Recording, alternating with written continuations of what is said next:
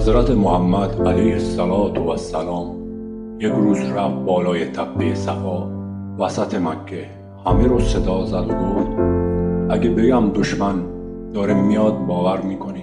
همه گفتن بله تو همیشه راست میگی.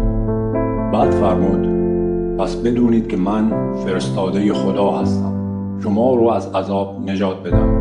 همه داشتن فکر میکردن که یهو عموی پیامبر ابولهب با عصبانیت گفت تبا لک، لعنت به تو، برای همین ما رو جمع کردی؟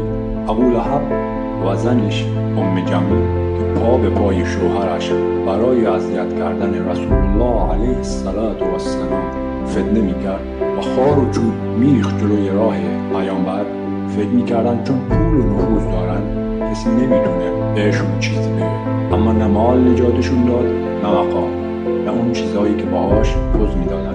الله سبحانه و تعالی در پاسخ این رفتار زشت با همون واژه خودش جواب ابولهب رو داد.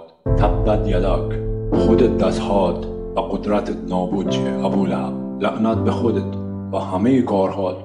دستهایی که سنگ پرد میکردن به سمت پیامبر، دستهایی که فتنه‌گری میکردن، پول خرج میکردن برای دشمنی، دستها و قدرتی که به جای حمایت آزار میرسوندن. همونطور که اونها خودشون آتش بیار معرکه بودن، حالا خودشون محکوم به سوختن در آتیش شدن.